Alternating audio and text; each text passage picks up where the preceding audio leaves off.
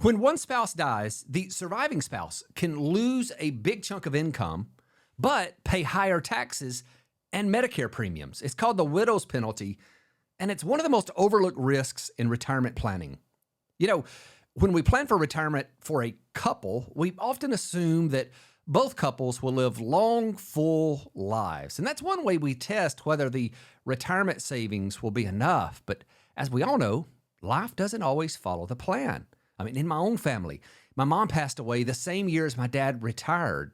And I can promise you that certainly wasn't part of the plan.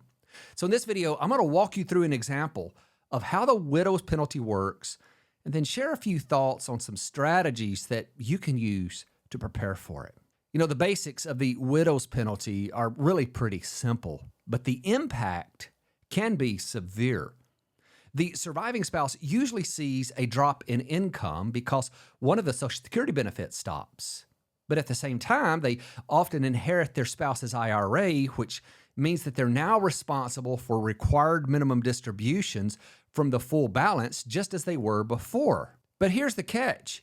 Those RMDs are now taxed under the single filer tax brackets, which are much less favorable than the married filing jointly brackets. And since Medicare premiums are also based on income and they have their own single or joint thresholds, the surviving spouse is more likely to hit higher IRMA thresholds, which is going to lead to an increased per person healthcare cost, as well as the higher federal taxes. So even though income goes down, taxes and Medicare premiums on an individual basis often go up.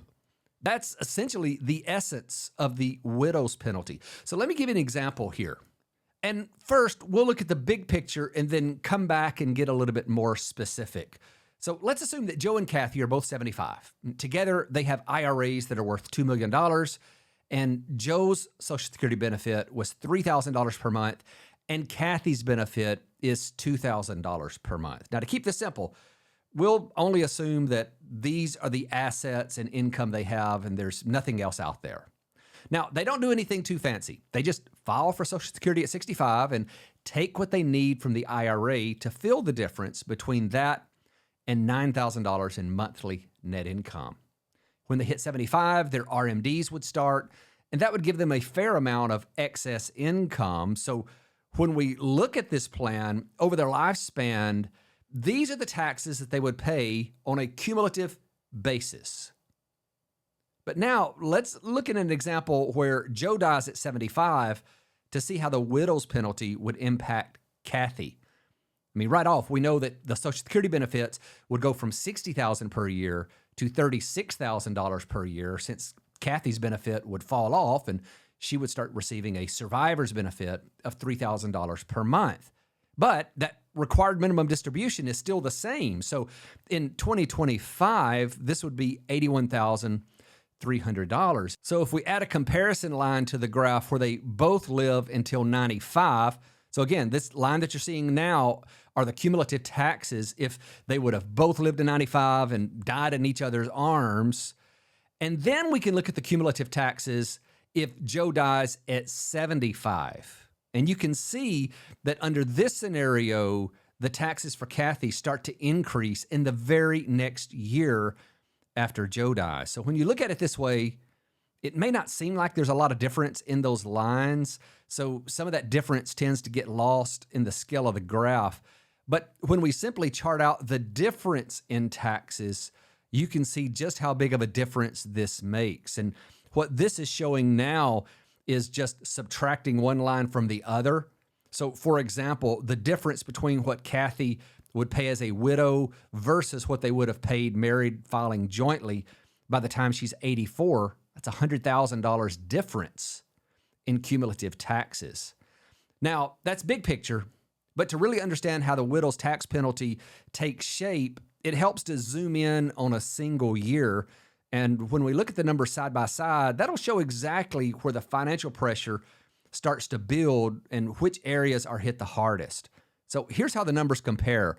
First, with Social Security. As a married couple, they were receiving $60,000 in Social Security benefits, but as a widow, that amount drops to $36,000 for Kathy, since only the larger of the two benefits continue.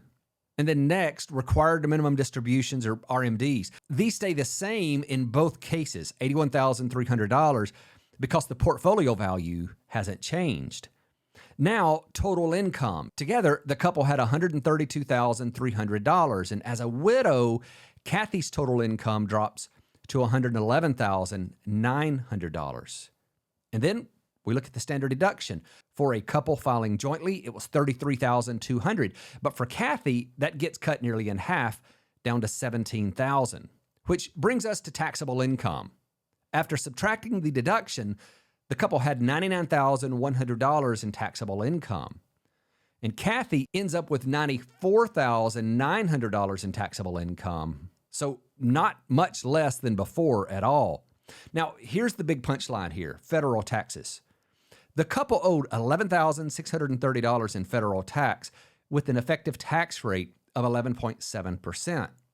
But Kathy's total federal tax was $15,792 and an effective tax rate of 16.6%.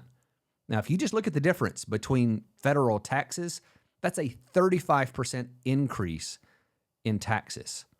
So now let's look at the after-tax income. The couple was able to keep $120,670 after they'd paid all taxes. But Kathy keeps only $96,108. So that's about 20% less. And finally, Medicare premiums. As a couple, they had no IRMA surcharges, at least not yet. They likely would have at some point in the future. But the widow is now bumped into IRMA level 1, meaning that she is going to pay more for Medicare on a per-person basis than she would have before. So in this example, even though Kathy's income dropped by 20%, her taxes went up by 35%, and her Medicare premiums increased as well. That's the widow's penalty in action, and it's why proactive planning really, really matters here. So now that we've seen how real and painful the widow's tax penalty can be, let's talk about what you can do to plan ahead and reduce its impact. And, like most things, there's certainly no one-size-fits-all answer, but there are several smart strategies that can help. The key here is acting, though, before you are forced into the higher single tax brackets. So the first thing, if you still have some time before retirement, please build some tax diversity into your retirement income plan. If all your retirement savings are in pre-tax accounts, like maybe a traditional IRA, 401k, or other such pre-tax accounts, every dollar your spouse withdraws will be taxable. And once they're filing as a single person, they are going to hit higher brackets faster. I think a better approach is to intentionally build 3 buckets of money. So tax-deferred accounts for long-term growth, Roth accounts for tax-free withdrawals, and taxable brokerage accounts for flexibility. I can't tell you how much flexibility a taxable brokerage account will give a plan. And having access to all 3 of those really allows you to control how much taxable income is reported each year, which is also going to give your surviving spouse more control and help them keep out of those higher brackets later in life. The second thing is consider filling up your lower tax brackets while you're still filing jointly. If you're in your 60s and retired and you're not yet drawing Social Security, that window before those RMDs kick in and when you're still in the lower joint brackets is golden. And I can't tell you how golden this is. This is the opportunity zone. This is when Roth conversions can really be powerful. When you're moving money out of tax-deferred accounts and into Roth accounts, while your tax rate is still, relative to what it will be later at least, is still relatively low. That really helps to shrink those future RMDs and reduces the taxable income that a surviving spouse might have to report. And related to this, if you haven't yet watched my video, The Hidden Tax Trap for Retirees, that no one is talking about, you need to check that video out because that's going to change your perspective potentially on how you're forecasting your plan. And third, look at your Social Security claiming strategy. If you followed me for a while, I'm a big believer in staying flexible with Social Security. I don't blindly follow the conventional advice that everyone should delay their benefits as long as possible because that's a bunch of garbage. It really depends on your overall plan and priorities and individual factors that needs to be baked into that plan. But in this case, when you're thinking about protecting your spouse if you pass away early, delaying your benefit can be one of the best strategic moves you can make. And the reason is simple.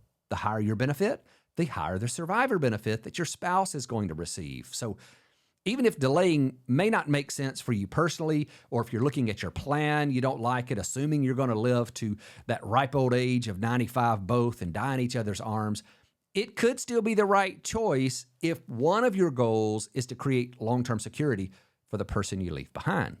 Fourth, make sure that you and your spouse are familiar with qualified charitable distributions if giving is part of your annual plan. Not long ago, I released a video about QCDs that's going to tell you everything you need to know about the basics of how this works.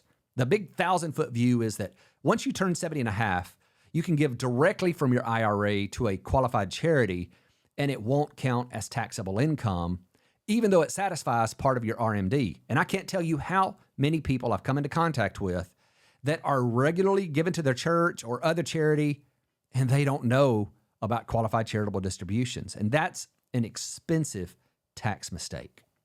Ultimately, these strategies are really just the start. The most important takeaway is that planning ahead isn't just about saving taxes. It's about creating peace of mind for your spouse and protecting the life that you've built together. If I can be of help in building that plan for you, don't hesitate to let me know. Thanks for watching.